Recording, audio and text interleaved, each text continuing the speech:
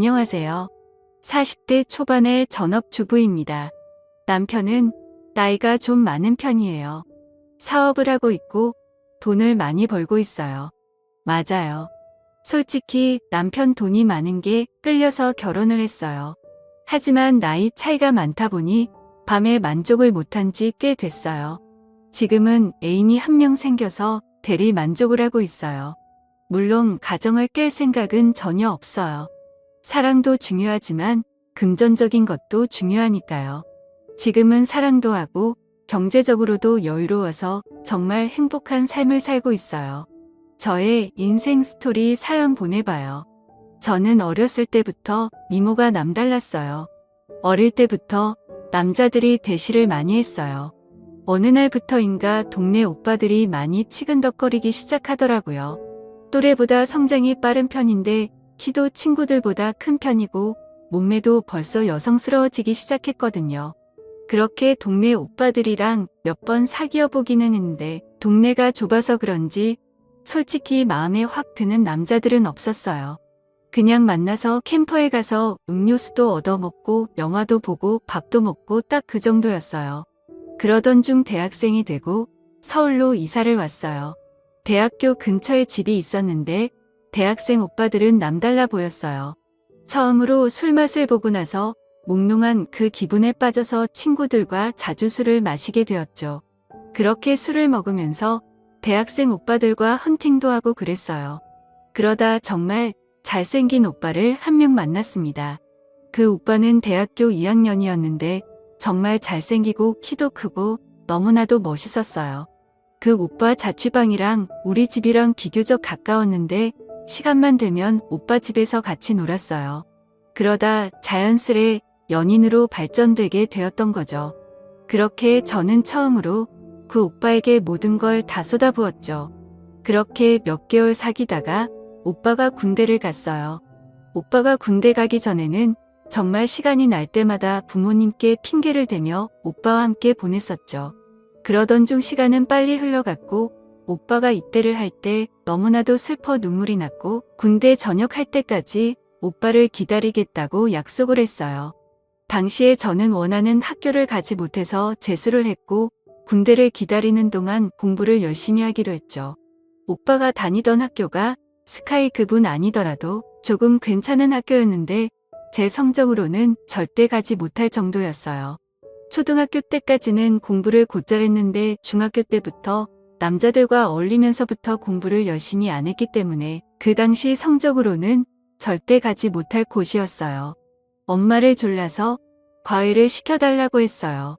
정말 열심히 공부해서 오빠 제대 후 캠퍼스 커플이 되어서 같이 학교를 캠퍼스 커플이 되고 싶었거든요. 우리 집이 그렇게 어려운 집은 아니었기 때문에 엄마는 스카이 학교에 다니는 대학생 오빠를 과외 선생님으로 구해줬습니다. 과외를 하게 된 오빠를 처음 봤을 때 솔직히 외모가 그렇게 잘생기지는 않았어요.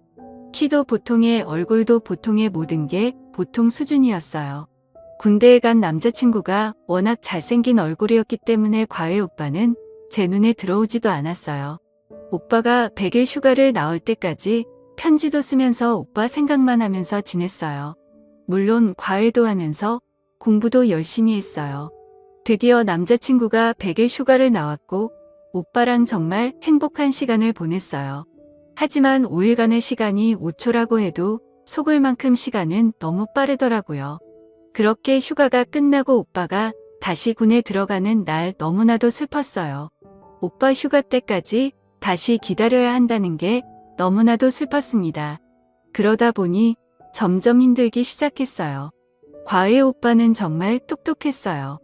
아는 것도 많았지만 착하고 친절해서 하나부터 열까지 세세하게 가르쳐 주었어요.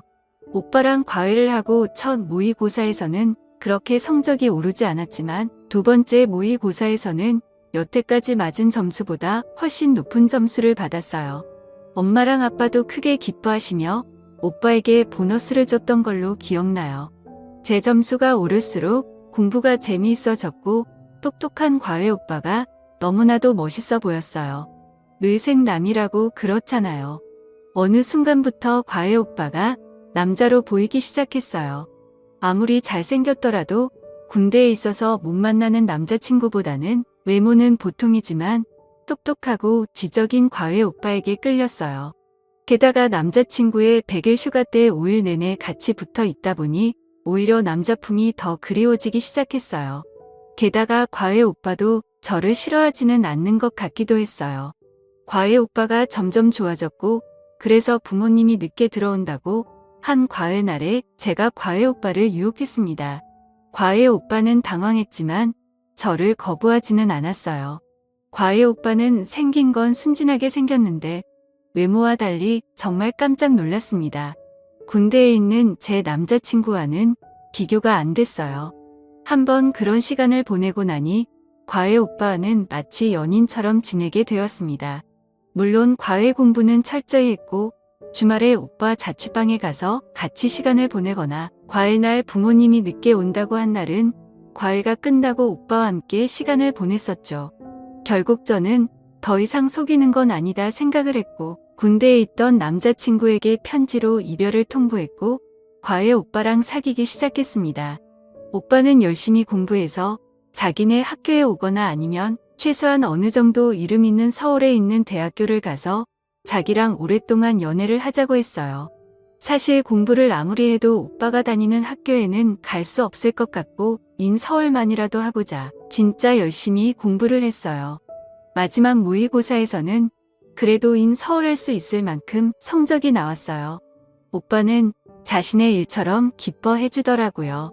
그러던 중 수능을 보기 며칠 전부터 몸이 좋지 않았는데 수능 날 정말 컨디션이 엉망이었어요.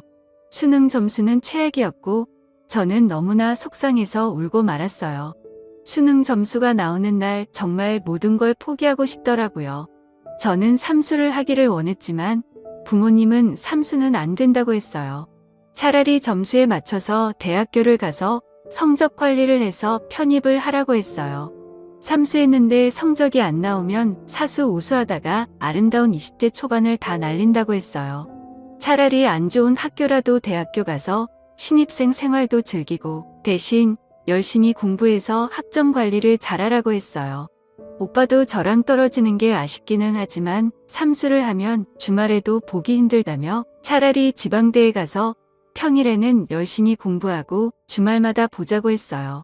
똑똑한 오빠가 하는 말이 맞는 것 같아서 그렇게 하기로 했어요. 학교는 충남 쪽으로 갔어요. 주말에 오빠가 놀러 올 수도 있으니 자취를 하려고 했지만 부모님은 자취는 절대 반대해서 대학생활 내내 기숙사에 있어야 했어요. 처음 1학년 때는 주중에는 공부를 열심히 하고 주말에는 서울에 올라와 부모님도 보기도 했고 주말에 바쁘다며 학교에 있겠다 하면서 오빠 자취방에 가서 주말 동안 행복한 시간을 보내기도 했어요. 한 학기가 지나고 2학기가 되었습니다.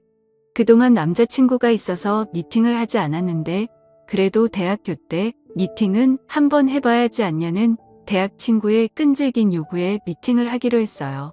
솔직히 남자친구가 스카이 대학생인데 지방 전문대 다니는 남자는 만족스럽지 않았기 때문에 그동안 하지 않았었어요.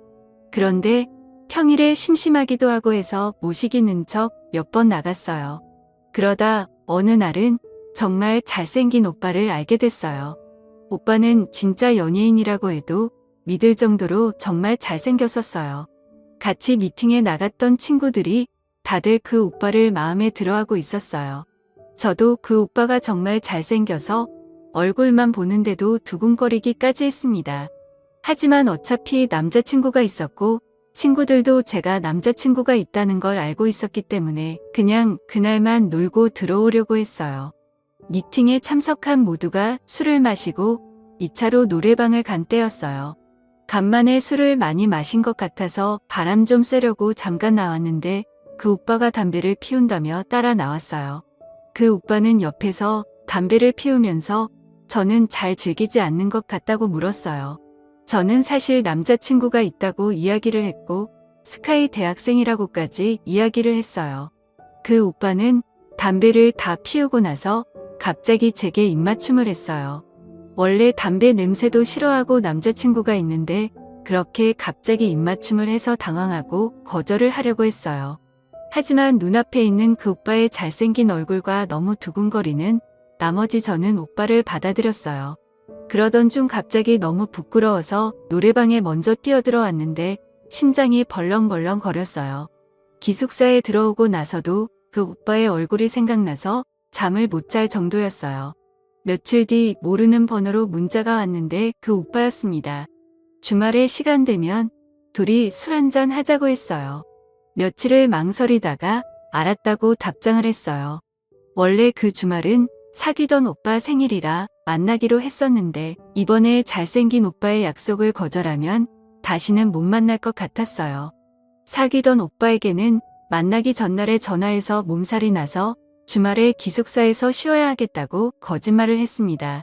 오빠는 오히려 저를 걱정했고 그래서 너무나도 미안했지만 사실 잘생긴 오빠를 만날 수 있다는 생각에 너무나도 좋았어요. 다시 만난 오빠는 다시 봐도 진짜 잘생겼습니다. 오빠와 술을 마시니 술이 술술 들어갔어요. 오빠는 자기 방에서 한 잔 더 하자고 했고 저는 못 이긴 듯 오빠를 따라갔어요. 가서 맥주 몇 모금 더 마시다가 자연스레 선을 넘어버리고 말았습니다. 오빠는 정말 지금까지 만난 남자들보다 대단했고 저는 그 오빠에게 빠져들고 말았죠. 그날 이후로 오빠의 매력에 푹 빠져버렸어요. 오빠 자취방이 학교에서 멀지 않았기 때문에 둘이 시간이 맞을 때마다 오빠 집에 가서 함께 시간을 보냈고 수업이 다 끝난 저녁에는 오빠 집에서 있다가 기숙사 문 닫을 시간에 맞춰서 기숙사에 돌아왔어요. 평일에도 오빠 집에서 밤새 있고 싶었지만 평일날의 외박은 집에 전화가 갔기 때문에 어쩔 수 없었습니다. 저는 주말만 기다렸다가 주말마다 오빠 집에서 행복한 시간들을 보냈어요. 서울에서 사귀던 오빠와는 자연스레 멀어지게 되었고 저는 졸업할 때까지 오빠에게 빠져서 거의 동거를 하다시피 매일매일을 보냈습니다. 그래도 공부는 열심히 하고 학점 관리는 잘했어요. 1년 후 오빠와 함께 졸업을 같이 했고 저는 편입 공부를 시작했어요. 다행히 편입은 괜찮은 학교에 했고 오빠랑도 계속 행복한 시간을 보냈어요. 좋은 대학교에 다니다 보니 똑똑하고 잘생기고 부유한 사람들이 많았고 오빠랑 얘기하다가 자연스레 그런 이야기를 자주 했나 봐요. 처음에는 별 문제 없었는데 오빠는 자격지심이 있었나 봐요. 어느 날 오빠는 자신이 부족하다며 이별을 통보했습니다. 저는 잘못했다고 무릎까지 꿇었는데 저도 모르게 오빠의 자존심을 건드렸었나 봐요. 오빠는 뒤도 돌아보지 않고 저를 떠났어요. 한동안 저는 폐인 생활을 하다가 정신을 차렸고 열심히 공부만 했어요. 다행히 좋은 곳에 취직을 했어요. 중간중간에 몇 명이 남자를 더 만났는데 그냥 그래서 사실 기억이 그렇게 나지도 않아요. 그러다 결혼할 나이가 되어서 결혼정보 업체에 가입을 했고 거기서 남편을 만났습니다. 남편이 나이가 많은 게 조금 걸리기는 했는데 나이 말고 다른 것은 다 좋았어요. 남편은 잘생기진 않았고 키도 크지 않았지만 나이보다는 어려 보였어요. 게다가 원래도 집이 부유한 편이었고 작게 사업을 하는데 버는 돈도 적지 않았어요. 제가 워낙 예쁘고 날씬하고 키도 컸고 다니는 직장도 괜찮았기 때문에 남편은 첫눈에 저에게 반했고 우리는 얼마 사귀다가 결혼을 했어요. 남편에게 처음 함께 보낸 날은 솔직히 마음에 들지는 않았어요. 하지만 결혼은 사랑보다는 현실이라는 이야기를 많이 들었고 남편의 경제력은 미흡한 밤을 충분히 커버할 것 같다고 생각했어요.